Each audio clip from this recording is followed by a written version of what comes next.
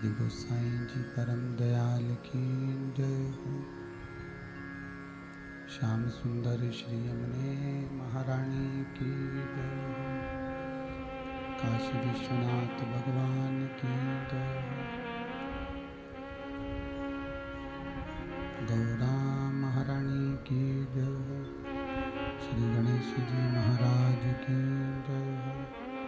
सरस्वती मात की जय हो। खेड़ापति सरकार की जय हो। कुबेरेश्वर महादेव की जय हो।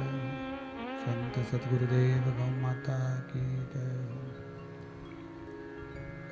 चिंता संतान हंतारो यत्पदानो दैनव श्रियनं तनीजचार्यानं प्रणमामि महं यदनुव्रतो जन्तु वा सर्वदुःखातिगो भवेत् तमं सर्वदा वन्दे श्रीमद्वल्लभनन्दनम्।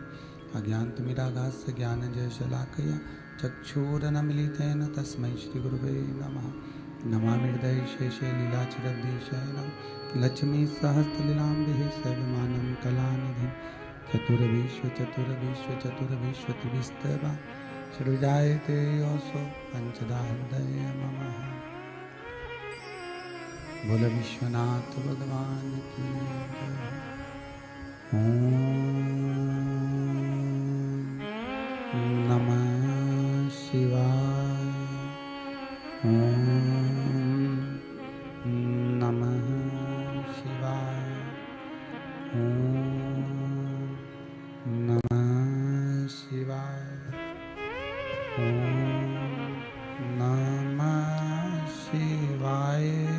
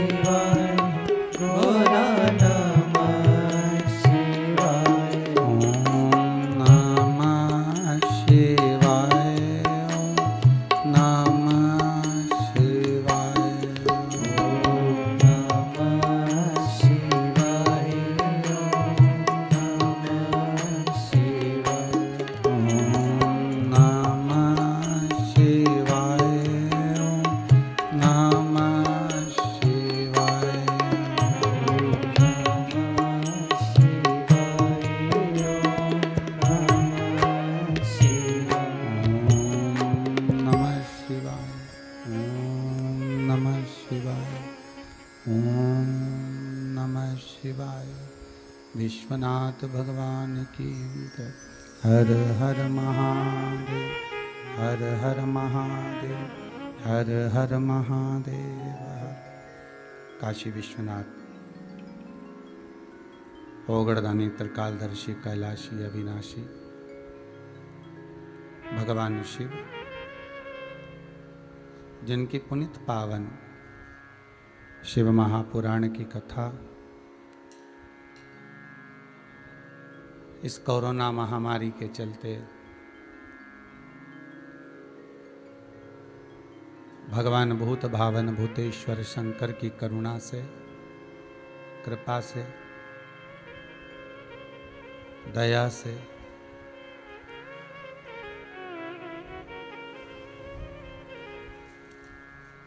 भगवान शिव की पुनित पावन शिव महापुराण की कथा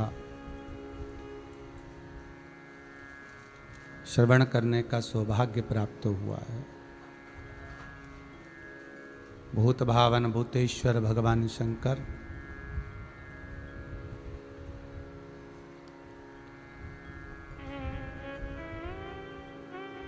जो नित्य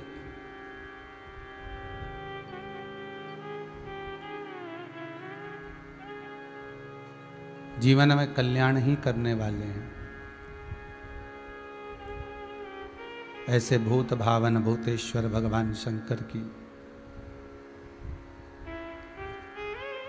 पावन शिव महापुराण की कथा लॉकडाउन के चलते हुए आस्था चैनल के माध्यम से अपने अपने घरों में विराजमान रहकर फेसबुक यूट्यूब के माध्यम से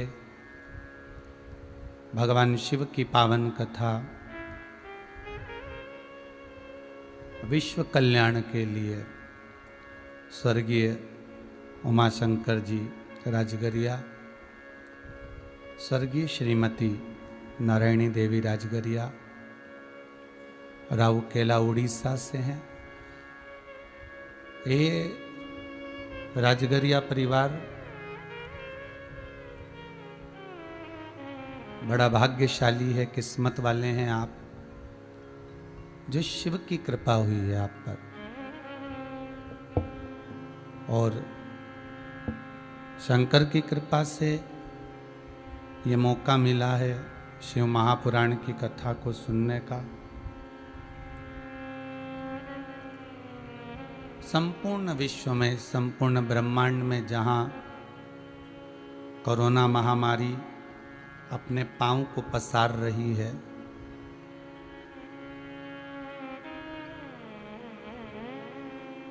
व्यक्ति के जीवन में ये शिव महापुराण की कथा एक बल प्रदान करने वाली।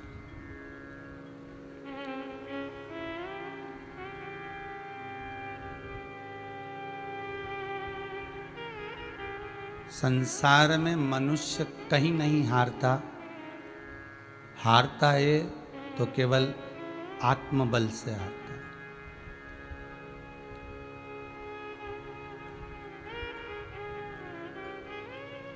आप टीवी चैनल के माध्यम से जितने भी भक्त लोग शंकर की कथा को श्रवण कर रहे हैं, आपको पहले कथा में कहा ये वो पुराण है जिसका पुण्य कभी समाप्त नहीं होता।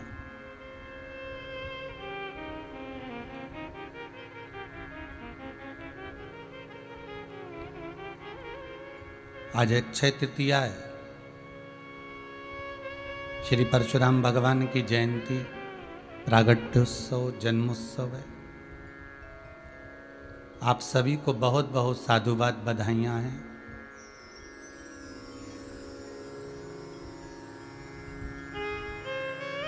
ये अक्षय तृतीया है।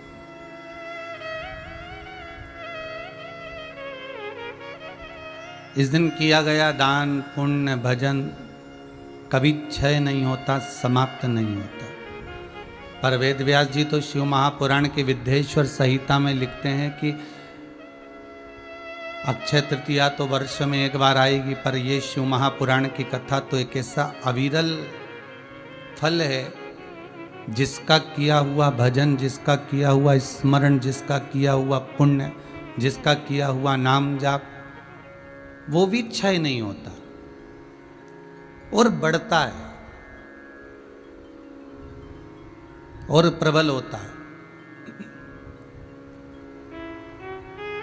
राजगरिया जी, आप शिव महापुराण की कथा को ऑनलाइन करा रहे हैं। आप जो पुण्य करे हैं, सत्कर्म करे हैं, दान करे हैं, हम पहले भी कहे, आज फिर कहते हैं कि एक डायरी में लिख के रखना कि इतनी तारीख को हमने ये दान किया था। शिव महापुराण के अंतर्गत हमने शिव महापुराण की कथा को करवाया था, या हमने कथा सुनी थी, या हमने ये पुण्य करा था, हमने ये सत्कर्म करा था, उसको लिखकर रखना।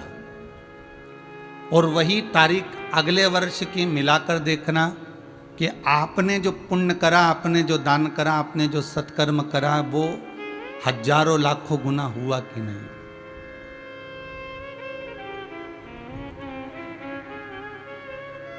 शिव महापुराण का सबसे बड़ा प्रमाण ही यही है कि एक बार जो शंकर की कथा को करवा लेता है, वो दूसरी बार कथा का नंबर फिर लगा देता, क्योंकि बाबा उसको इतना प्रदान कर देता।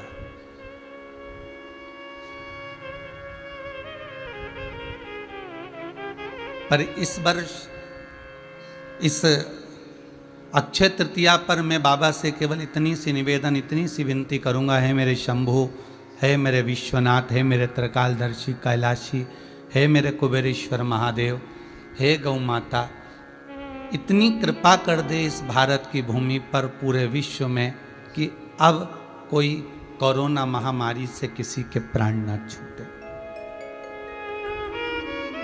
धन की हानि व्यक्ति झेल सकता,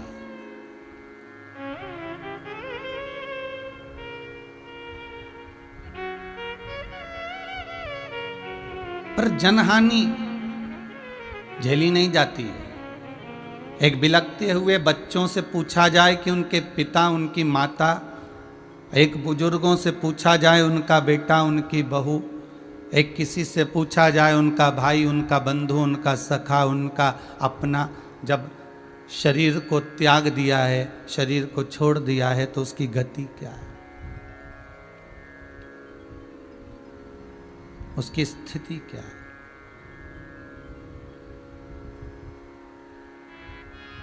किसी ने अपने पिता को, किसी ने अपनी माता को, किसी ने अपने भाई को, किसी ने अपने चाचा को, किसी ने अपने काका को, किसी ने अपनी बुआ को, किसी ने अपने फूफा को, किसी ने अपने पुत्र को, किसी ने अपनी पुत्री को, इस कोरोना महामारी के चलते खोया है। उसकी गति वही जान सकते। आप भी आज अक्षय तृतीया के दिन बाबा से विनती करो, विश्वनाथ से विनती करो, शंभु से विनती करो कि आज के दिन, अक्षय तृतीया के दिन, आप अन्नपूर्णा के दरवाजे पर जाकर संसार के लिए भीख मांगे थे, भिक्षा मांगी थी।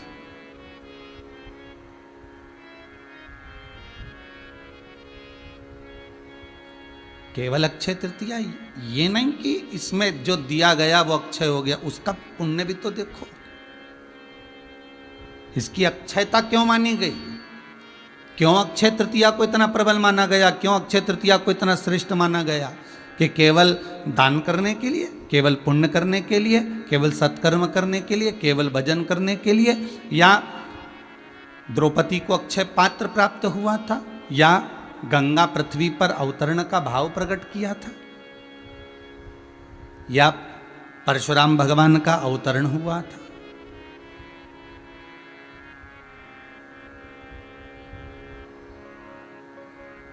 ये सब तो है। भगवान विष्णु का एक अंश परशुराम भगवान तो प्रकटे ही है संसार के उद्धार के लिए। पर साथ में सबसे प्रबल अगर कोई बात है अक्षय तृतीया की, तो वो ये है जब पूरी पृथ्वी हाहाकार मचाने लगी और खाने के लिए एक अन्न का दाना नहीं बचा।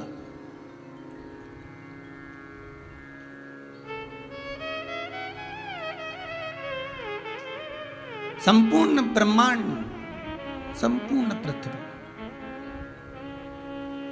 संपूर्ण ब्रह्मांड, संपूर्ण पृथ्वी जब हाहाकार करने लगी और अन्न का एक दाना उसको खाने को नहीं मिल रहा,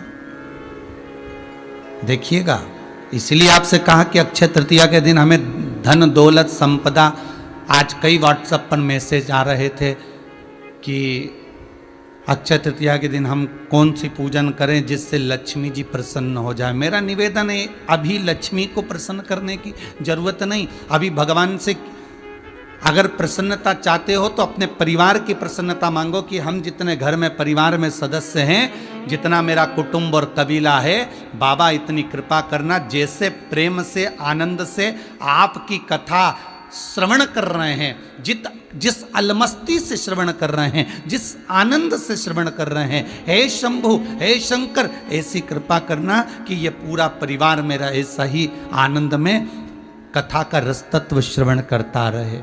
और घर में जितने सदस्य हैं, जितना परिवार, जितना कुटुंब, जितना मोहल्ला, जितना नगर, जितना क्षेत्र, जितना शहर, पूर्ण संपूर्ण भारत और विश्व के प्रत्येक जीव की उम्र बढ़ाइएगा, इनको श्वास प्रदान करिएगा।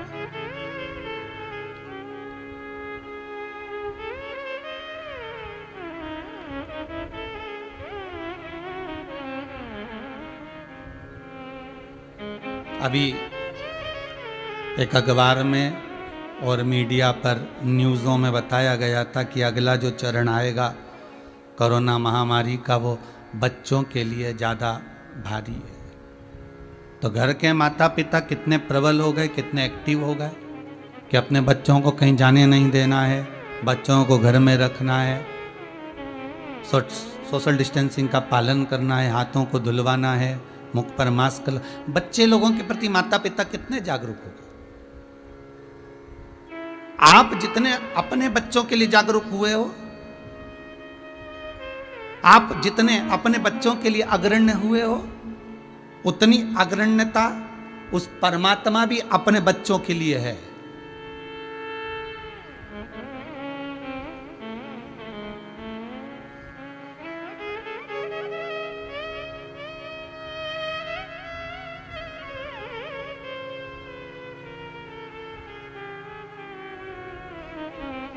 उससे एक भाव, एक चोर जैसे चोरी करने जाता है और चोरी करने गया और दो लोग साथ में और धन चुराने के लिए गए हैं, चोरी करने के लिए गए हैं, और जैसे ही चोरी करने के लिए गए और इतने में घर में घुसे ही थे, प्रवेश करे ही थे, और इतने में पुलिस वाला आ गया और पुलिस वाले को देखा, घबरा गया। उसके मुख से शब्द निकलना बंद हो गया कि सामने ये खाकी वर्दी वाला कहाँ से आ गया, पुलिस वाला कहाँ से आ गया। पुलिस वाले ने जैसे ही देखा और इसने पुलिस वाले को देखा, घबरा गया। पुलिस वाले ने पूछ लिया, कहाँ से आए हो, क्या कर रहे हो? कुछ नहीं, हम तो ऐसे ही आए थे साहब, बस वैसे ही। सब दिख रहा है, कैसे आना हुआ, कहाँ से कूद कर आए, सत्य बताओ। घबरा गया, नहीं साहब हम तो बस स्टेशन से आए थे, तो हमने सोचा यहाँ चले जाएं, थोड़ा सा एकांत में बैठ जाएं, तो हम अंदर प्रवेश कर गए। और जैसे ही घबराया, पसीना छूटने लगा। पुलिस वाले को देखा, धीरे से सटकने लगा, जाने लगा।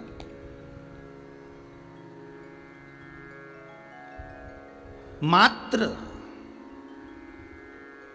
एक खाकी वर्दी वाले का दर्शन किया तो चोरी करने का मन में जो भाव था उसको छोड़कर चला गया। अगर चोरी करता तो अटैची में मार भर कर लेकर जाता, अगर चोरी करता तो कितना धन लेकर जाता, अगर चोरी करता तो कितनी संपदा लेकर जाता, अगर चोरी करता तो कितनी सत्ता लेकर जाता, पर उसके मन से वो भाव चला गया।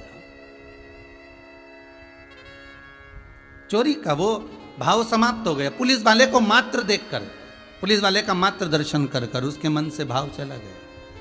हम कई लोगों से कहते हैं कि दर्शन की महत्वता क्या होती है, उसको समझिएगा जरा।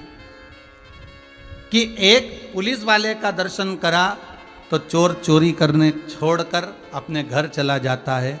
उसी तरह परमात्मा के मंदिर में जाकर जब हम दर्शन करते हैं, परमात्मा के दरवाजे पर जब हम पहुंचते हैं, उसकी चौखट पर जब हम जाते हैं, उसका दर्शन करने जब हम जाते हैं, तब हमारे भीतर का काम, लोभ, विषय, आसक्ति, तृष्णा, वासना, ये भी तो समाप्त हो जाती है, ये भी तो चली जाती है। हमारे भीतर की आसक्ति, हमारे भीतर की तृष्णा, हमारे भीतर की वासना, वह भी तो चली जाती। मेरे शंभू नेत्र बंद करके बैठे हुए थे। पूरा ब्रह्मांड हाहाकार मचा रहा था, पूरा ब्रह्मांड।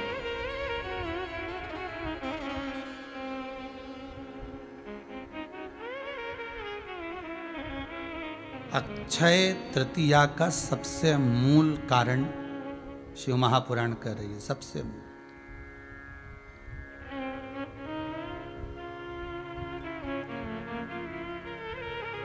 हाहाकार दुनिया कर रही है, भूख लगी है, बच्चे बिलख रहे हैं। आप शंभु हो, आप शंकर हो, आप दातार, आप दयालु। और अगर अपने बच्चों को रोता हुआ देखोगे तो फिर ये कहां होगा?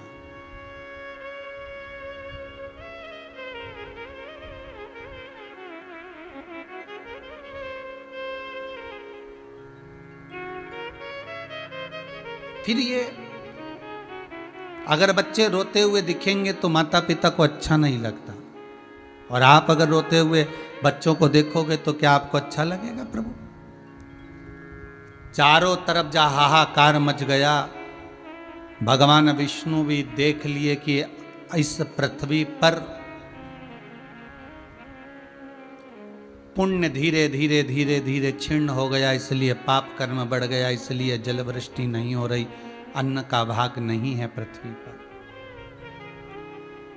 तब भगवान शिव के पास खबर गई, तो भगवान शंकर ने भगवान विष्णु को बुलाया। नारायण आइए, ब्रह्मदेव भी आए, इंद्रदेव भी आए, सबकी सब आकर खड़े हो गए। क्या बात है भगवान विष्णु, क्या हुआ? भगवान विष्णु कह रहे हैं पूरी पृथ्वी पर पाप इतना बढ़ गया है, इसलिए जलवृष्टि बंद हो गई, इसलिए अन्न का होना बंद हो गया। अब पृथ्वी पर अन्न नहीं है। भगवान शंकर ने भगवान विष्णु से कहा, क्या पूरी पृथ्वी पर पाप ही पाप हो गया क्या? हाँ। भगवान शंकर ने कहा भगवान ब्रह्मा से, क्या पूरे ब्रह्मांड में केवल पाप ही पाप हो गया क्या? ब्रह्मा जी बोले हाँ। और उसका भोग संसार के मनुष्य को भोगना पड़ेगा। देखिएगा, संसार के लोगों के लिए मृत्यु लोक का देव अधिदेव मेरा महादेव एक बात प्रस्तुत करते हैं। जब 33 कोटि देवताओं ने कह दिया कि ये पूरा ब्रह्मांड, ये पूरी पृथ्वी पाप से भरा गई है, इसलिए यहां ना तो जल गिरेगा ना इसमें अन्न होगा, सब भूखे मरेंगे, सब भूखचुक रहेंगे, सभी को उधर के लिए कुछ प्राप्त नहीं होगा। तब मेरे महादेव ने, तब मेरे देव अधिदेव महादेव ने आज ही के दिन, अक्षय तृतीया के दिन, मेरे महादेव भगवान विष्णु से कहते हैं, आप कह रहे हो कि सब दूर पाप हो रहा है। शंकर जी बोले, परंतु कभी कभी मैंने पार्वती के मुख से सुना था कि जो घर बनता है, ये आजकल के घर तो मकान तो ये पत्थर के बनने लगे, लेंटर के बनने लगे, सीमेंट के बनने लगे। पहले जो मकान बनते थे वो लकड़ी के बनते थे। आप लोग जितने लोग कथा सुन रहे हो आस्था चैनल पर, फेसबुक यूट्यूब पर, आप लोग जितने कथा को श्रवण कर रहे हो, आप लोग भी कभी तो आपके पूर्वज गांव में रहे होंगे, कभी तो आपके पूर्वज किसी ग्रामीण क्षेत्र से आए होंगे।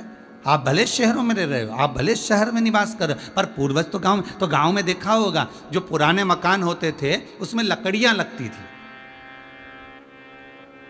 कहीं साजड़ की, कहीं सागौन की, कहीं बमूल की, कहीं शीशम की, तरह तरह की लकड़ी लगती थी। अब वो पूरे मकान को वो लकड़ियों पर रखा जाता था और मकान टिकता था। अब उसमें कुछ लकड़ी ऐसी होती थी जो 3 साल में सड़ जाती थी, उसमें कुछ लकड़ी ऐसी होती थी जो 5 साल में सड़ जाती थी, उसमें कुछ लकड़ी ऐसी होती थी जो 10 साल में सड़ जाती थी, और उसमें कुछ लकड़ियां ऐसी थी कि आज तक भी मकान में लगी होगी और मकान का बाल बांका नहीं होने दे रही होगी। भगवान शंकर ने भगवान विष्णु और ब्रह्मा से कहा, संसार भी ऐसा ही है। मान लो आप कह रहे हो कि पूरी पृथ्वी पर पाप हो गया, मतलब मान लो कुछ लकड़ी सड़ गई 3 साल में, 2 साल में, 5 साल में, पर कुछ लकड़ी में तो दम होगा जिसके बल पर यह मकान टिका हुआ है आज भी। भगवान विष्णु ने पूछा वो कैसे? शंकर भगवान कहने लगे अगर पूरे ब्रह्मांड में मान लो लोग पाप कर रहे हैं, दुराचार कर रहे हैं, अत्याचार कर रहे हैं, हाहाकार कर रहे हैं, कष्ट दे रहे हैं, झूठ बोल रहे हैं, छल कर रहे हैं, प्रपंच कर रहे हैं, एक का दो कर रहे हैं, निंदा कर रहे हैं, गालियां दे रहे हैं, तो भी भगवान शंकर ने कहा मान लो ये साजड़ की लकड़ी, ये शीशम की लकड़ी, ये बेकार बमूल के, मान लो ये लकड़ियां सड़ चुकी है और पूरा मकान गिरने वाला है, परंतु उस मकान में कोई 2-3 लकड़ी तो ऐसी होगी जो खड़ी रही होगी। हो सकता है इस संसार सागर में कुछ लोग तो ऐसे होंगे जो भगवान के भजन में लगे होंगे, कुछ लोग तो ऐसे होंगे जो सत्कर्म में लगे होंगे, कुछ लोग तो ऐसे होंगे जो भगवत नाम में डूबे होंगे, कुछ लोग तो ऐसे होंगे जो शंकर का अनुमोदन कर रहे होंगे। शंकर जी कहते हैं अगर पूरा नगर, पूरा गांव, पूरी पृथ्वी पाप में डूब गई तो कुछ लोगों को निकालो जो पुण्य में लगे हैं, उन पुण्य के बल पर इस पृथ्वी को बचाकर रखना है। और बहुत ध्यान देना भाई, तुम्हारे मोहल्ले में अगर कोरोना जैसी बीमारी आ गई, वायरस आ गया, तुम्हारे नगर में आ गया, तुम्हारे क्षेत्र में आ गया, तुम्हारी कॉलोनी में आ गया, तुम्हारी बिल्डिंग में आ गया, तुम्हारे परिवार वालों में भी अगर कोई सता रहा है, और उसके बाद भी अगर तुम ठीक होकर ऐसी कोरोना जैसी महामारी में, जहां पर हॉस्पिटल में जगह नहीं मिल रही, ऐसी महामारी में भी तुम अगर बचकर, जरा से अगर बचकर भी तुम अपने घर पर वापस आ गए हो, या अपने घर पर स्वतंत्र रहकर घूम रहे हो, अपने घर पर स्वतंत्र रहकर भोजन कर रहे हो, अपने घर पर आनंद लेकर अपनी जिंदगी को जी रहे हो, तो समझ लेना कि तुम्हारे परिवार में कोई एक व्यक्ति ऐसा है जो भगवान शंकर की आराधना में पहले से डूबा हुआ है, भगवान शिव की आराधना में डूबा हुआ है, शंकर का अनुमोदन कर रहा है, शिव का स्मरण कर रहा है। जरूर वो कुछ ना कुछ दान पुण्य सत्कर्म ऐसा करता रहता है जिससे हमारे दरवाजे तक काल आता तो जरूर है, हमारी चौखट पर काल पहुंचता तो जरूर है, पर वो काल अंदर प्रवेश नहीं करता, वो बाहर की बाहर चला जाता है।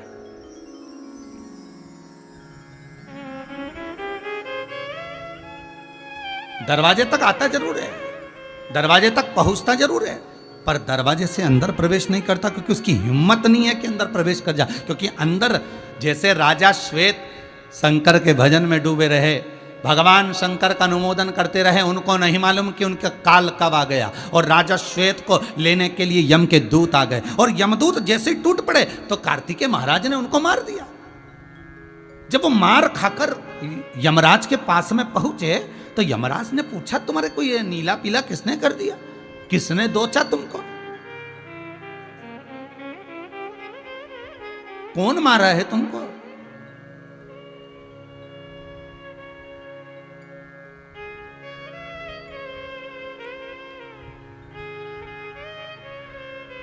यमदूतों ने कहा शंकर जी के मंदिर में गए थे, राजा श्वेत का अंतिम समय था, उसको उठाने के लिए गए थे, तो फिर कार्तिकेय जी ने मारा। यमराज बोले कार्तिकेय की इतनी हिम्मत कि रे हमारे कर्म में बीच में आ रहा है, मैं जाता हूं। यमराज खुद चले, भगवान शंकर ने यमराज को ही निपटा दिया, यमराज मर गए। मृत्यु देवी को मालूम पड़ा तो मृत्यु देवी सीधे जाकर राजा श्वेत पर टूटने लगी, तो मृत्यु देवी को शिव जी ने मार दिया, शंकर ने मार दिया। किसी पुराण में किसी जगह पर आपने कभी नहीं सुना होगा कि यमराज मर गया, मृत्यु देवी मर गई। तब सूर्य नारायण भगवान रोते आए कि मेरी पोती मर गई, मेरा पुत्र मर गया, इसको जीवित करो। शंकर भगवान से भगवान विष्णु ने कहा कि इन्होंने मेरे भगत को मारना चाहा, तो भगवान विष्णु बोले उसका अंतिम समय चल रहा था, भले चल रहा था, पर मेरी सेवा में तो लगा था। मेरे मंदिर में राजा श्वेत, मेरे मंदिर में शंकर की आराधना कर रहा था, इतनी हिम्मत यमराज की कैसे हो गई कि मंदिर में प्रवेश कर गया। क्षमा कर दो, अब गलती नहीं होगी, जीवित करूंगा मृत्यु को और यमराज को, तो एक शर्त पर जीवित करूंगा। शंकर जी बोलते हैं वो शर्त ये है कि जो मेरा भजन कर रहा होगा, जो मेरा स्मरण कर रहा होगा, जो मेरे मंत्र स्मरण में डूबा होगा, जो मेरी सेवा, मेरी चाकरी, मेरा स्मरण कर रहा होगा, अगर उसकी मृत्यु का समय भी आ गया तो पहले शंकर से पूछना पड़ेगा क्या उठाकर ले जाएं, तब मैं कहूं तब लेकर जाना। भगवान सूर्यनारायण ने पूछा ऐसा तो हो नहीं सकता। भगवान शंकर बोले मृत्यु लोक का देव कौन? इस मृत्यु लोक का देवता कौन है? शंकर। आप मेरे घर में आ रहे हो, बैकुंठ में मैं आऊंगा तो मुझे पूछ के आऊंगा, ब्रह्मलोक में मैं जाऊंगा तो पूछ कर जाऊंगा, तो मृत्यु लोक में अगर किसी को लेने आना है तो पहले शंकर से पूछना पड़ेगा। किसी के घर में बिना पूछे प्रवेश नहीं कर सकते। यमराज आपको फिर समझा रहा हूं। सूर्य नारायण ने कहा गलती को क्षमा करिए, जीवित कर दीजिए। जीवित कर दिया। काल तुम्हारे दरवाजे तक बार बार आ रहा, बार बार।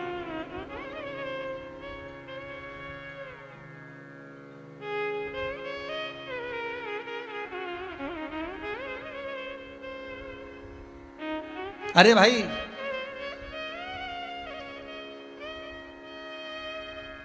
ध्रुव और प्रहलाद भगवान के भगत थे।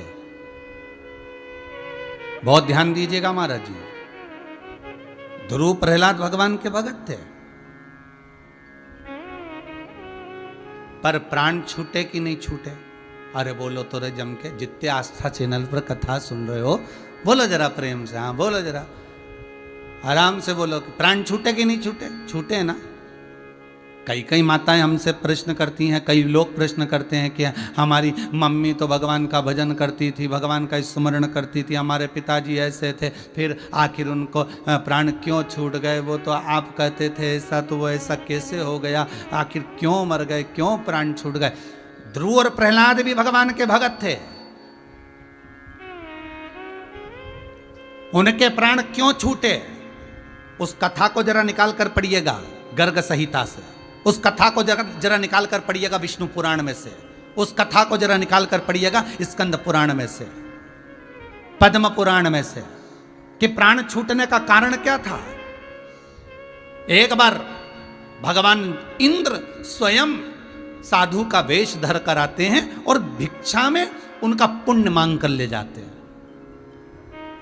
आप शंकर के भगत हो, आप शंकर के उपासक हो, आप शंकर का स्मरण करते हो, आप शंकर की पूजन करते हो, उसके बाद भी अगर आपको कोई बीमारी घेर ली है, किसी बीमारी ने आपको घेर लिया और मान लो प्राण छूट गए, तो उसके परिवार वालों को पहले खोद कर निकालना पड़ेगा कारण क्या है, जाने का कारण क्या है। जब शंकर का इतना भगत था, शिव का इतना उपासक था, तो प्राण क्यों छूटे उसका कारण निकाल कर देखिए। जैसे पुराणों में से निकालो कि प्रहलाद और ध्रुव के प्राण क्यों छूटे, उसका कारण था जब भगवान के इतने उपासक थे, नरसिंह भगवान का दर्शन किया था, भगवान विष्णु की गोद में ध्रुव जी महाराज बैठे थे, फिर कारण क्या हुआ प्राण जाने का? उसका कारण केवल इतना सा था क्योंकि उनने अपना पुण्य का दान दे दिया था। हो सकता है भजन करने के बाद भी अगर आपके प्राण जा रहे हैं, उसका कारण क्या है?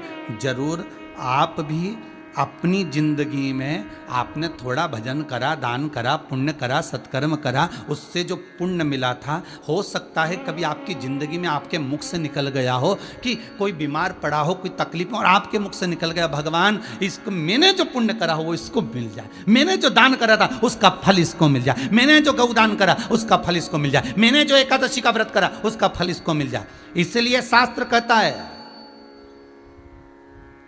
हाथों से धन भर कर दे दोगे चल जाएगा, पर तुमने जो दान करा है उसका फल अपने लिए थोड़ा संजो कर रखना।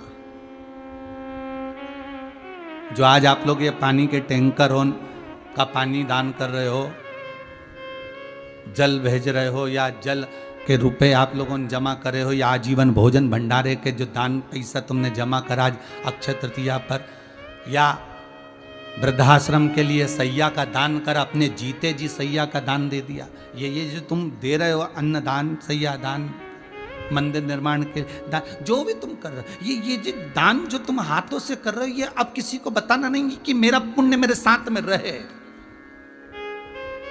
चले भी जाएं और बच्चे अगर ब्राह्मण भोज ना कराएं तो हमारा भोज चल रहा है। चले भी जाएं और बच्चे अगर सैया का दान ना दें तो यहां सैया दान हो चुका है।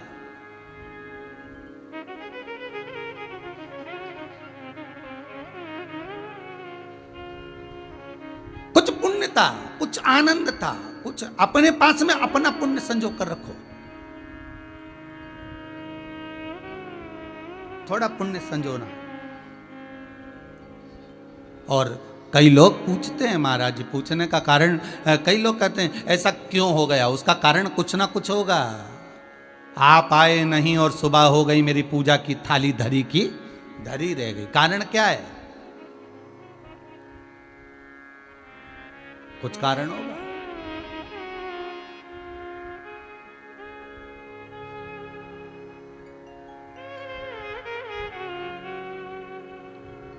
महाराज, धन का बिस्तर मिल जाए पर नींद को तरसे नैन, कांटों पर भी सोकर आए किसी के मन को चैन।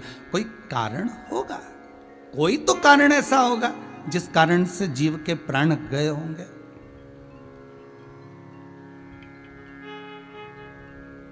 कोई कारण।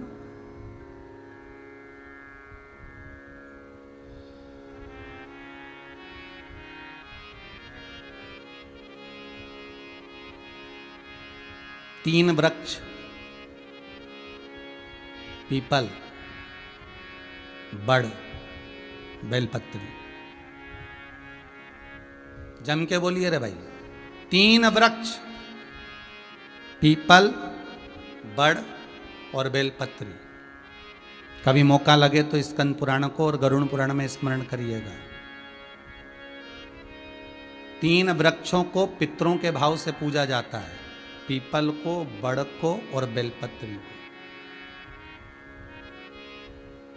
किस तरह के व्यक्ति के मरने के बाद कौन सा वृक्ष लगाना चाहिए उसका भी प्रमाण शास्त्रों में है,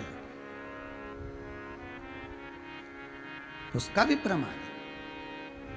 फिर लोग कहेंगे गुरुजी पेड़ों की महिमा बताने बैठ गए, फिर वृक्षों की महिमा बताने बैठ। अरे ये वृक्ष ना हो तो जीवन ना हो। कई लोगों को बड़ा ऑब्जेक्शन है कि आप पेड़ पत्तियों के बारे में क्यों बताते रहते हो, आप वृक्षों के बारे में क्यों बताते रहते हो। अरे मेरा शंकर बड़ के पेड़ के नीचे बैठा रहता है। सुखदेव जी महाराज ने राजा परीक्षित को कथा सुनाई तो बड़ के पेड़ के नीचे सुनाई। तुलसी बाबा रामचरितमानस की रचना करते हैं तो बड़ के पेड़ के नीचे बैठकर कर देते हैं। मेरे हनुमान जी कहीं बैठकर साधना करते हैं तो पीपल के पेड़ के नीचे कर लेते हैं। मेरा शंकर, मेरी लक्ष्मी माँ, मेरा नारायण अगर कहीं बैठकर साधना करता है तो बेलपत्री के पेड़ के नीचे कर लेता है। तो बखान करने में मेरा क्या जाता है, वर्णन करने में मेरा क्या जाता है। पर कई लोगों को बुरा लगता है कि आप वृक्ष, अरे तीन वृक्ष पितरों के समान है, पीपल, बड़ और बेलपत्री। किसके मरने के बाद कौन सा पेड़ लगाया जाए जिससे उस जीव की मुक्ति हो जाए, यहां तक शास्त्र वर्णन करता है।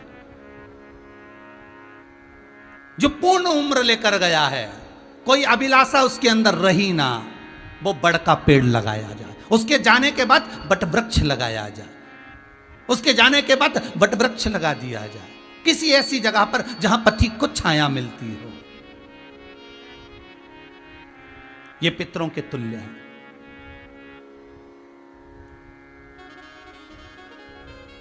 जो मर गए अधोगति में, बहुत सारी अभिलाषाएं मन में रह गई। अभी मुझे और कमाना था, अभी मुझे फैक्ट्री बनाना था, अभी मुझे दुकान बनाना था, अभी मुझे ऐसा करना था, अभी मुझे ये काम और करना था, अभी मेरा घर का निर्माण करना था, मेरे बेटे बेटी की शादी करना थी, और अचानक योग संजोग बना और मर गया। उसको पीपल का पेड़ लगाना चाहिए। उसके जाने के बाद पीपल के वृक्ष का कहीं ना कहीं रोपण करना चाहिए, और उस पीपल के वृक्ष को लगाने के बाद, बड़े के वृक्ष को लगाने के बाद जल की व्यवस्था, पानी की व्यवस्था जरूर करना, जिससे वो सूखे ना।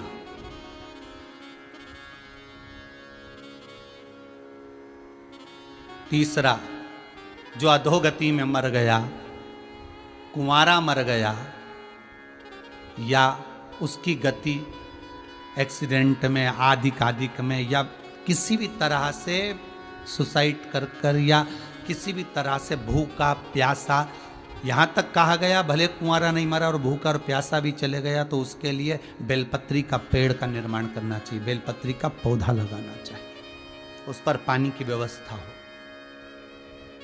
जल की व्यवस्था हो। कितना सुंदर लिखा है महाराज शास्त्रों के अंतर्गत, कितना सुंदर वर्णन किया मृत्यु लोक में किसी के मरने के बाद जो वृक्ष लगाया जाता है नाम संकल्प गोत्र से, वो वृक्ष जब तक पृथ्वी पर रहता है, उसकी छाया जब तक दुनिया वालों पर पड़ती रहती है, तब तक वो जीव भगवान विष्णु के पावन चरणारविंद में पड़ा रहता है। किस धाम में?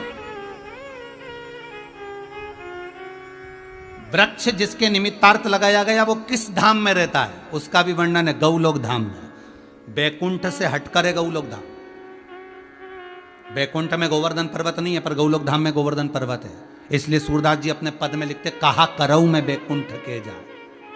मुझे बैकुंठ नहीं जाना, सूरदास जी लिखते हैं। सूरदास जी लिखते हैं कि मुझे गौलोक धाम जाना, जहां गोवर्धन पर्वत है, जहां गौ है, जहां वनस्पति है, जहां पीपल है, जहां बड़ है, जहां बेलपत्री है, जहां तुलसी के वृंद लगे हुए हैं। सूरदास जी लिखते हैं मुझे वो जगह पर जाना है। मुझे बैकुंठ नहीं जाना जहां पर केवल एसी का रूम मिले, डनलप के गद्दे मिले, जहां पर सोने और चांदी की थालियों में भोजन मिले, चमर डोलाती हुई स्त्रियां मिले, दासियां मिले। मुझे ऐसी जगह नहीं जाना। सूरदास जी कहते मुझे इस जगह से मतलब ही नहीं है। मुझे तो उस जगह पर जाना है जहां पर पीपल, बड़, बेलपत्री, तुलसी का पौधा, भगवान कृष्ण झूला झूल रहे हो, आम के पौधे लगे हुए हो, जहां राधा रानी नित्य विचरण कर रही हो, गोवर्धन पर्वत हो जहां पर गौएं नित्य पानी पी रही हो, सुंदर यमुना का स्थल हो, सुंदर गंगा यमुना सरयू सब वहां पर विद्यमान हो, ऐसे गौलोक धाम में मुझे जाना है। मुझे नहीं जाना बैकुंठ में। क्या करूंगा मैं बैकुंठ जाए? कहा करऊं मैं बैकुंठ के जाए? मुझे नहीं जाना। आपसे भी निवेदन है, हम तो आपसे यह तक कहेंगे कि आपके मोहल्ले में भी अगर कोई चला गया जीव और उसकी गति नहीं हो रही और आपको ऐसा लगता है कि वो चला गया और उसके मन में तमन्ना है, तो 3 वृक्ष में से 1 वृक्ष कभी लगाने का प्रयास करिए। इसीलिए विठलेश सेवा समिति ने, हमारी समिति ने, आपने अखबार में पढ़ा होगा, यूट्यूब पे डला हुआ है, आपने फेसबुक पे देखा होगा, समिति ने एक निर्णय लिया कि 10,000 पौधे इस साल में कहीं गौशालाओं में, मंदिरों में कहीं ना कहीं उसको रोपित करवाना है। कैसे भी कराओ, पर 10,000 पौधे, और उसमें पानी की व्यवस्था, खाद की व्यवस्था सब होना चाहिए। आज ये ऑक्सीजन की जो मारामारी हो रही है, ये कारण ही है। ये पूरी वनस्पति काट दी, पूरा पेड़ हम काट दिया साहब, और ऊपर से क्या हम तो पीपल की पूजन करें, पीपल ढूंढता फिरे। जैसे कन्याओं को गर्भ में मारने के बाद नवरात्रि में कन्या ढूंढते फिरे, उसी तरह पेड़ों को कटवाने के बाद ऑक्सीजन ढूंढते फिरे। पहले गर्भ में कन्याओं को मरवा दिया, बेटा चाहिए, बेटा चाहिए, कन्याएं मर गई। अब नवरात्रि में देवी जी के दिनों में कन्या भोज के लिए कन्याएं ढूंढ रहे हैं, मोहल्ले में ढूंढते फिर रहे, कन्या मिल जाए, कन्या मिल जाए। उसके पांव धो रहे, उसके प्रणाम कर रहे, चुनरी ओढ़ा रहे, महाबूर लगा रहे, हलवा पूड़ी खिला रहे, और घर में कन्या हो रही तो रो रहे। उसी तरह प्लाट पर पेड़ लगा, कॉलोनी में पेड़ लगे, उनको कटवा दिया, और अब ऑक्सीजन की टंकी ढूंढते फिर रहे कंधे पे ले लेके।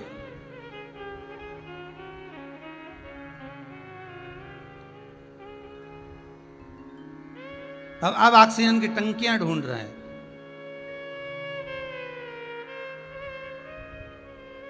प्रयास करिएगा। शंकर कह रहे हैं कि वो जो तुमने जो लकड़ी लगी है, कई लकड़ियां बेकार हो चुकी हैं, माना बेकार हो गई, तो पर मकान कुछ लकड़ियों पर तो टिका। उसी तरह ये पृथ्वी कुछ पुण्य करने वालों पर, कुछ सत्कर्म करने वालों पर, कुछ दान करने वालों पर, कुछ भजन करने वालों पर आज भी टिकी है। ये पृथ्वी टिकी है आज भी भजन पूजन सत्कर्म करने वालों पर।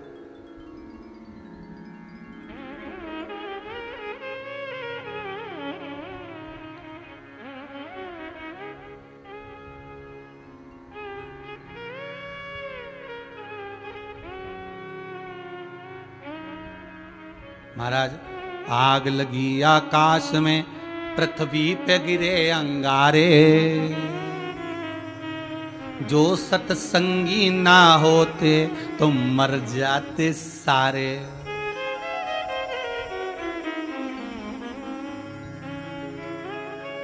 कई लोग कहते हैं कि उसमें एक पद लोग कहते हैं कि सदगुरु ना होते तो मर जाते सारे। हम कहें कि सत्संगी में सब आ गए, चाहे गुरु हो तो चेला हो। सत्संगी भजन करने वाला है, स्मरण करने वाला, नाम जाप करने वाला, नाम स्मरण करने वाला, कीर्तन करने वाला। और हमें कीर्तन से भी हम कहेंगे ठीक है, आप तो हृदय से उसको पुकार लो। जैसे कल की कथा में था कि ना जी भर के देखा ना कोई बात की, बड़ी आरज़ू थी मुलाकात की। उस मिलन जब हो एक क्षण का, मुख से कुछ निकले ना, बस वो आमने और सामने। एक गीत पहले गाया करते थे लोग, आ बैठ मेरे पास तुझे देखता रहो, ना तू कुछ कहे ना मैं कुछ कहूं। गाते थे लोग कि ना गाते थे? बोलो तो रे, आस्था पे कथा सुन रहे हो। कितनी सुंदर बात है। अगर किसी को टकटकी लगाकर देख लो तो मोहल्ले के लोग देना चालू कर दें क्या? अरे बोलो तो क्या देना चालू करते? जूते। अगर किसी को टकटकी लगाकर देख लो तो मोहल्ले के लोग जूता देना चालू कर दे। किसी को टकटकी लगाकर देखो तो मतलब ये पक्का है कि तुमने किसी को टकटकी लगाकर देखा तो तुम्हें कुछ ना कुछ दिया, मतलब देना चालू हुआ। तो यहीं से सीख जाओ कि टकटकी लगाने पर कुछ ना कुछ मिलता है। तो एक काम करो ना, ऐसी टकटकी तुम मेरे बिहारी जी से, मेरे ठाकुर जी से, मेरे राम से, मेरे कृष्ण से, मेरे शंकर से लगा लो। क्योंकि दुनिया की रीति है कि तुम किसी को टकटकी लगाकर देखोगे तो कहीं ना कहीं का लोग तुम्हें देना चालू कर देगा। तो ये टकटकी अगर तुमने शंकर से लगा ली तो शंकर भी तो कुछ देना चालू कर देगा। एक नयन नैन मिले गिरधारी से मैं उनकी हो गई, मेरे मन में नहीं है धीर सखी वृंदावन जाऊं। ये चित्त, ये वृत्ति, एक टकटकी तुम परमात्मा से लगा लो, परमात्मा भी देना चालू कर दे।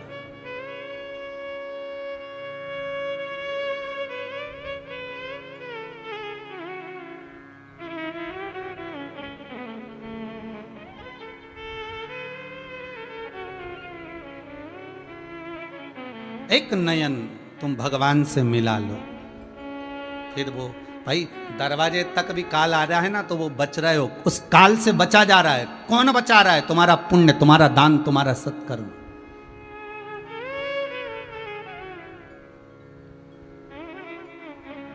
उस काल से बचा।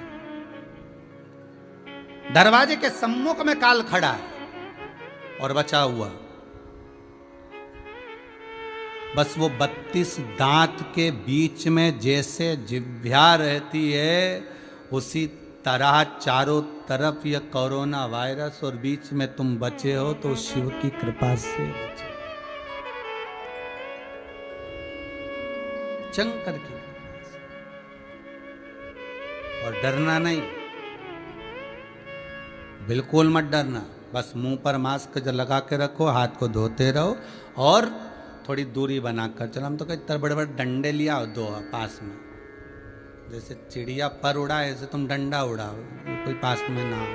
थोड़े दिन की बात है, अच्छा हो जाएगा। प्रकृति जब अच्छे दिन चलेगा और ये दुख के दिन आ गए तो ये दुख के दिन भी जाएंगे और अच्छे दिन आएंगे। काय को चिंता करते? टेंशन वेंशन नहीं लेना। तुम तो बढ़िया शिव महापुराण की कथा सुनते रहो और ऐसे राजगरिया परिवार जैसे और परिवार आ जाएंगे सामने, कथा करवाते रहेंगे, अपन सुनते रहेंगे। सुनते सुनते ये कब ये कोरोना वायरस समाप्त हो जाएगा, कब लॉकडाउन बंद हो जाएगा, लॉकडाउन से जब फ्री हुए अपनी फैक्ट्री, अपना दुकान, अपना काम काज, फिर वापस। याद रखना, अगर कुछ दिन के लिए भगवान ने तुम्हें हाथ रोक दिया है देने से तो उसने तुम्हारे लिए कुछ अच्छा सोच कर रखा होगा। नहीं चल रही ना दुकान, मत चलने दो। नहीं चल रहा ना व्यापार, मत चलने दो। हो सकता है तुम्हारे लिए कुछ अच्छा सोचा हो।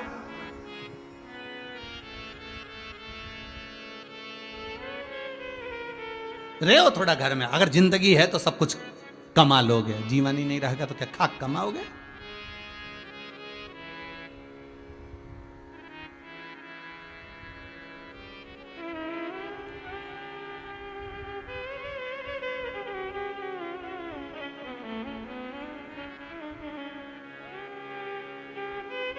उसको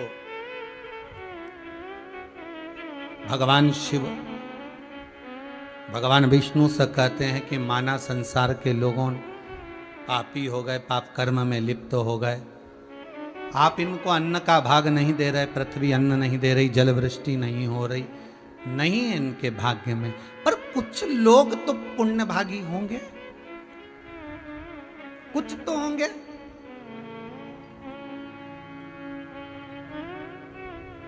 जहां पर पाप ही पाप बढ़ने लगता है तो कुछ पुण्य वाले भी कुछ लोग तो होंगे।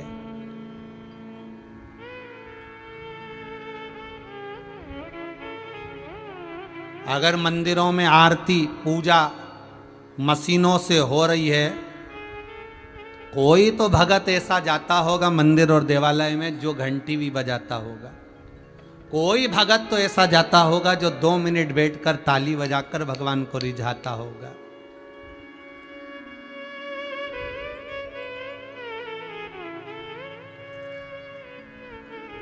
मुझे अयोध्या में जहाँ कनक बिहारी जी का मंदिर है, जब अयोध्या में 12 साल पहले कथा करने गए थे तो वो आश्रम का मानस आश्रम ऐसा कुछ था सरयू जी रोड पर, तो कनक बिहारी जी के दर्शन करने गए थे। वहां एक अग्रवाल जी मिले थे, उनकी फैक्ट्रियां थी कुछ महाराष्ट्र वगैरह में, और लड़के नहीं थे तो लड़कियां ही थीं 2, एक दिल्ली में है और एक शायद विदेश में थी उस समय पर। अब कहाँ है वो ध्यान दें। तो सब बेच बुचाकर वो पैसे लेकर कहा, मन में सोचा कि अयोध्या रहेंगे। अयोध्या पहुंच गए। उनका नियम था कनक बिहारी जी के लिए रोज भोजन बनाकर ले जाना, कनक बिहारी जी को भोग लगवाना, आरती के पहले जाते और एक भजन गाया करते। वो भजन हमको पहले तो ध्यान में था, अब तो भूल भी गए। खिलौना बना लेना ऐसा कुछ था उनका भजन का पद, कि हमें खिलौना बना कर रखना, हमें गेंद बना लो, हमें फिरकी बना लो, हमें घोड़ा बना लो, ऐसा वो गाया करते थे अग्रवाल जी और उनकी धर्मपत्नी। कहते हैं जब मंदिर में कोई नहीं आता तब वो दोनों पति पत्नी बैठकर कनक बिहारी के सामने अपनी स्तुति का स्मरण किया करते। और उनके साथ में कोई था तो उसने अपने फोटो में बिहारी जी जब ये स्तुति सुनाते थे तो कनक बिहारी अवध बिहारी की आंख में से अश्रु निकलते थे। वो फोटो का दर्शन भी हमको कराया। मूर्ति ये जरूरी नहीं है, कई मंदिरों में अगर मशीनों से आरती हो रही है वो अपनी जगह पर है, पर मशीनों के आरती के साथ में कोई तो मंदिर में ऐसा भगत जाता होगा जो भगवान की भक्ति में डूबता होगा। पूरी पृथ्वी पर अगर कहीं ना कहीं पाप कर्म हो रहा है, अनाचार दुराचार हो रहा है, तो कोई तो सत्कर्मी होगा, कोई तो भजनावली होगा, कोई तो कीर्तनी होगा, कोई तो नाम स्मरण करने वाला होगा जो दिल से भगवान को रिझा रहा होगा, धन से नहीं, सत्ता से नहीं।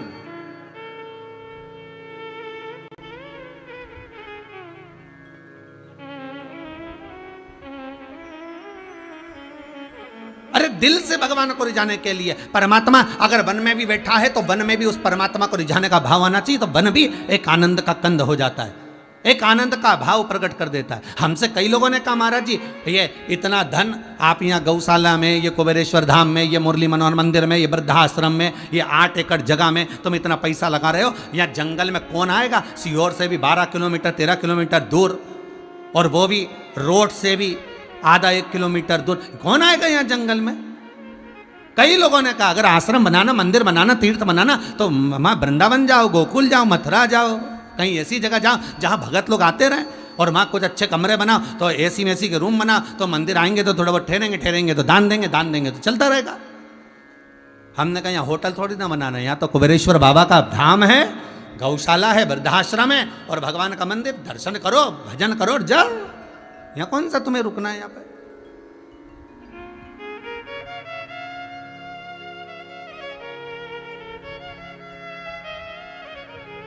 मंदिर, देवालय, तीर्थ व्रत कमाई के स्रोत नहीं होना चाहिए, ये सत्कर्म के स्रोत होना चाहिए।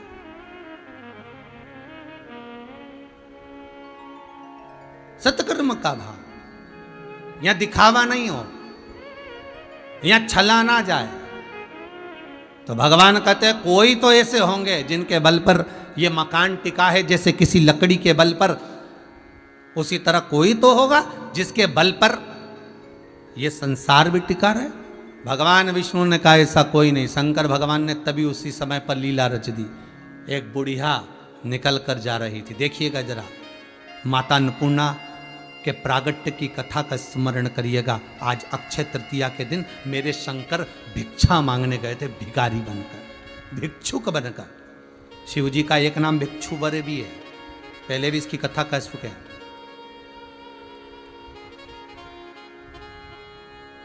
पहले भी एक बार भिक्षुवरे भगवान की कथा कह चुके हैं कि एक राजा के ऊपर आक्रमण कर दिया, मर गया। रानी गर्भ से बच्चे को लेकर, छोटे से बच्चे को भागी, बच्चा हो गया, उसको लेकर भागी। नदी के तट पर रानी को प्यास लगी, बच्चे को छोड़ पानी पीने लगी, मगर उसको खा गया। बच्चा बिलक बिलक कर रोने लगा। एक बुढ़िया ने उठा लिया। शंकर भगवान बूढ़े का रूप रखकर उस बुढ़िया भिखारन के पास जाकर ज्ञान उपदेश दे दिया, भिक्षु बनकर, भिक्षु बनकर, वो ओघड़ी बनकर, वो ओघड़दानी बनकर चले। तो आज भगवान शंकर अगर जा रहे हैं भिक्षुक बनकर,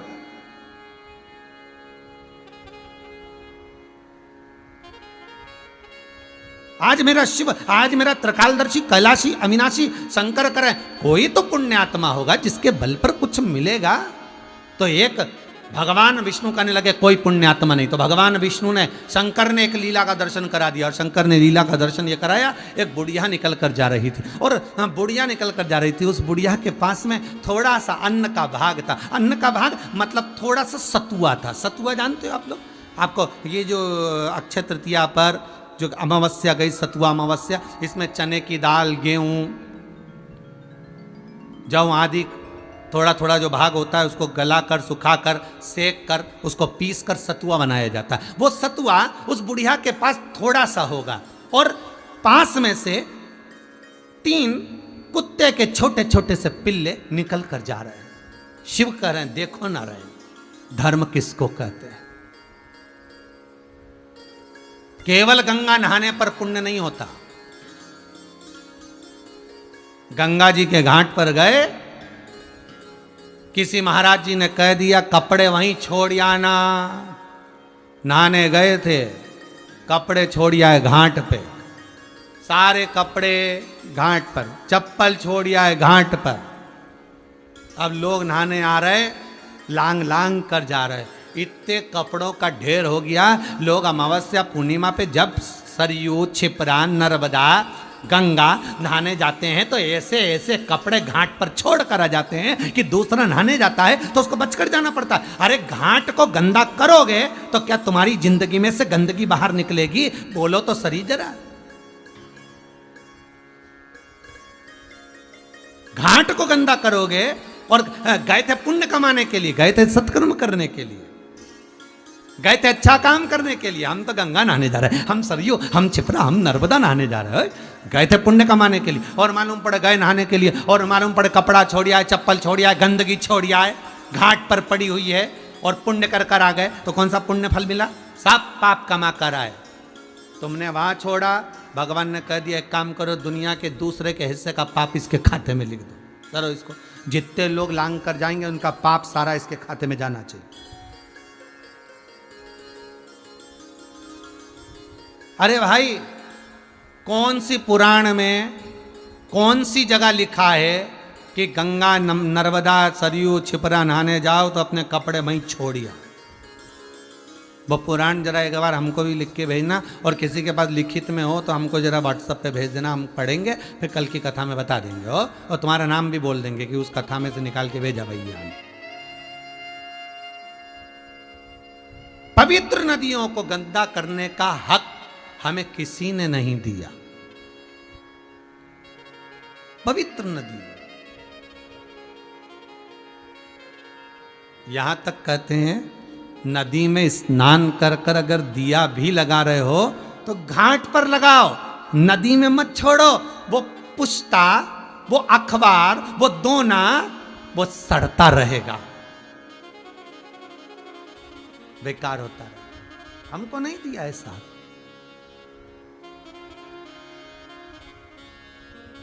दूर चलो घाट पे लगाइए। मत बुरे कर्म कर बंदे वरना पछताएगा, भगवान की आंखों से तू बच नहीं पाएगा, तू बच नहीं पाएगा। फिर वो सीधी सीधी बात है ना, तेरा क्या होगा रे कालिया। समझ ले, अभी भी मौका है, कुछ नहीं गया। स्टेशन पे ट्रेन खड़ी है, कहीं नहीं गया, छूटी नहीं है, अभी समय निकला नहीं।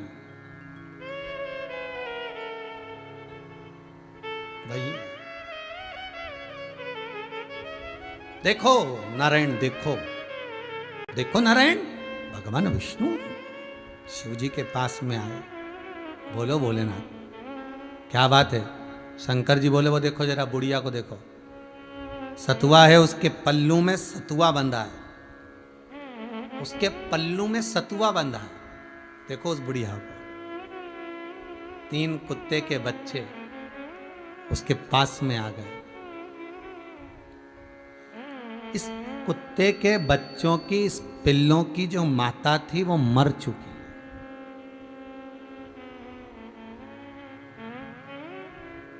देखिएगा जरा, भगवान विष्णु बैठे देख रहे, ब्रह्मांड हाहाकार कर रहा है, अन्न नहीं खाने के लिए जलवृष्टि में त्राही त्राही मची है। शंकर भगवान विष्णु को लीला का दर्शन करा रहे हैं। बुढ़िया ने थोड़ा सा सतुआ फांकने के लिए हाथ में लिया, कुत्ते के बच्चों को देने से पहले बुढ़िया ने वो सतुआ कुत्ते के बच्चों को दे दिया। तीनों को दिया, इतना सा चुटकी भर के सतुआ था नहीं कुछ भी। बुढ़िया उसी पेड़ के नीचे अपने प्राणों को त्याग दी और कुत्ते के बच्चों को, पिल्लों को सतुआ दे दिया। शिव कहते हैं, ये देखिए पुण्य भी जिंदा है, पुण्य भी जिंदा है। शंकर जी के शब्द सुने तो भगवान विष्णु ने कहा करना क्या है। भगवान शंकर करें बस इसी का पुण्य दे दो। जो 3 कुत्ते के बच्चों को जो सतुए का भाग इस बुढ़िया ने दिया है, उनके हिस्से का फल दीजिए।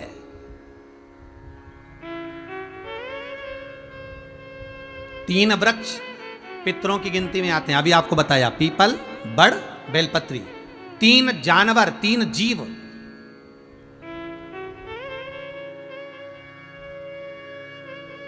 तीन पशु के भाव, 3 वनचरण करने वाले,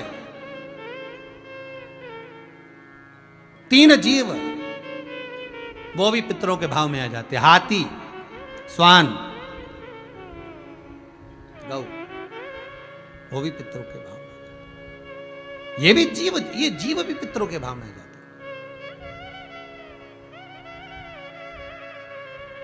दिया है, अन्न का भाग मिला है, देव उसके हिस्से का भाग दीजिए जरा।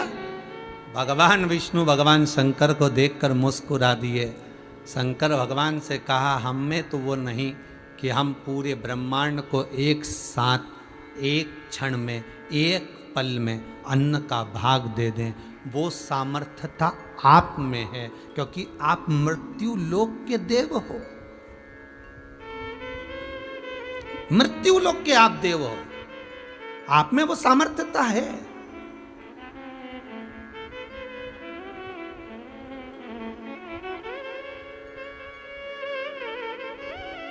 देखो, भजन करने पर, दान करने पर, पुण्य करने पर, सत्कर्म करने पर, भगवत स्मरण करने पर मनुष्य की कीमत का आनंद होता है। जैसे आपको पहले कथा में कहा, आज फिर कहते हैं, अखबार कंपनियां, प्रेस, न्यूज़ चैनल, जो अखबार कंपनियां हैं, जब वो अखबार को छापती हैं तो कोरा कागज बुलवाती हैं। बोलो बुलवाती कि नहीं बुलवाती? कोरा कागज बाजार से बुलवाया जाता है और कोरे कागज पर अखबार की न्यूज छपना प्रारंभ होती है। एक से बढ़कर एक न्यूज छपती है, अच्छी जोरदार से जोरदार छपती है, अच्छी से अच्छी छपती है। पर वो न्यूज छपने के बाद जब सब अखबार पढ़ लेते हैं तब अखबार के टुकड़े पर समोसा, कचौड़ी और पोया खाया जाता। बोलो रे सही है कि गलत है? अरे आस्था चैनल पर कथा सुन रहे हो, बोलो सबकी सब। जितने टीवी पर सुन रहे हो, जितने मोबाइल पर सुन रहे हो, सब बोलो। कोरे कागज को अखबार कंपनी ली, उस पर न्यूज छापी, अच्छे से अच्छी छापी, पर बाद में उस पर पोया, कचौड़ी, समोसा खाया गया। और मान लो वही कोरा कागज गीता प्रेस गोरखपुर में भेज दिया जाता तो वही कोरा कागज जो अखबार प्रेस पर गया, वो अगर गीता प्रेस गोरखपुर में जाता और उस पर रामायण लिखा जाती, उसमें गीता जी लिखा जाती, उसमें महाभारत लिखा जाती, उसमें शिव पुराण लिखा जाती, तो बताओ उस पर कोई समोसा खाता, उस पर कोई कचौड़ी खाता, उस पर कोई पोया खाता? नहीं, ना कोई समोसा, ना कोई कचौड़ी, ना कोई पोया खाता। वो घर में पूजा के स्थान पर रखी रहती। बस हम भी उस कोरे कागज की तरह हैं। अगर संसार की छपाई हम पर होगी तो लोग पोया समोसा खाएंगे और भगवान की छपाई हमारे ऊपर होगी, कथा स्मरण होगा। इस कोरे कागज पर शिव महापुराण की कथा छपेगी इस मन पर, तो इसकी कीमत अपने आप बढ़ेगी। इसकी कीमत बढ़ रही है।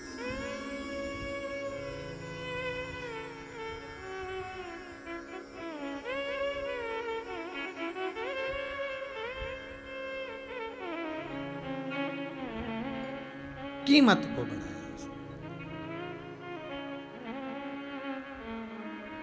अजब है भोलानाथ ये दरबार तुम्हारा, दरबार तुम्हारा। अजब है भोलेनाथ ये दरबार तुम्हारा, दरबार तुम्हारा। सब गाइए। अजब है भोलानाथ ये दरबार तुम्हारा, दरबार तुम्हारा। अजब है भोलेनाथ ये दरबार तुम्हारा, दरबार तुम्हारा। भूत प्रेत नित करे चाकरी, सबका यहाँ गुजारा। भूत प्रेत नित करे चाकरी, सबका यहाँ गुजारा। ओ अजब है भोलानाथ ये दरबार तुम्हारा, दरबार तुम्हारा। अजब है भोलानाथ ये दरबार तुम्हारा, दरबार तुम्हारा। देखो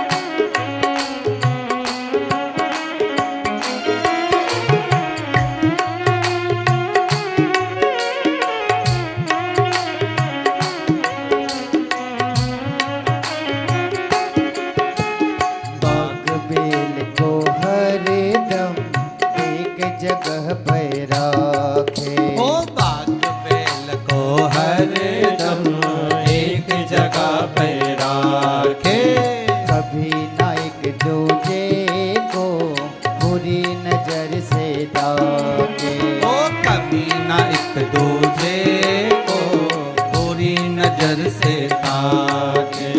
कहीं और नहीं देखा हमने ऐसा गजब नजारा। ओ कहीं और नहीं देखा हमने ऐसा गजब नजारा। अजब है भोलानाथ ये दरबार तुम्हारा, दरबार तुम्हारा। अजब है भोलानाथ ये दरबार तुम्हारा, दरबार तुम्हारा। भूत प्रेत नित करे चाकरी है सबका यही गुजारा। भूत प्रेत जब करे चाकरी सबका यहाँ गुजारा। अजब है भोलानाथ ये दरबार तुम्हारा, दरबार तुम्हारा। अजब है भोलानाथ ये दरबार तुम्हारा, दरबार तुम्हारा।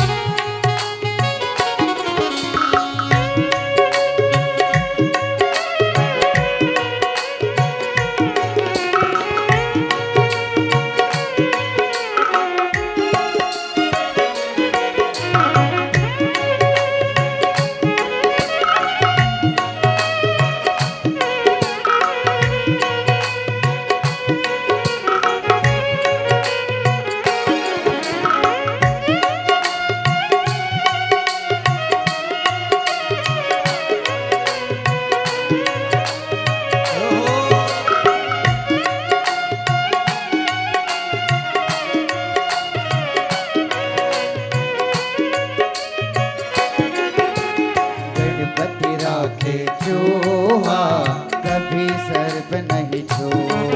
ओ गणपति राखे चूहा कभी सर्प नहीं छुआ।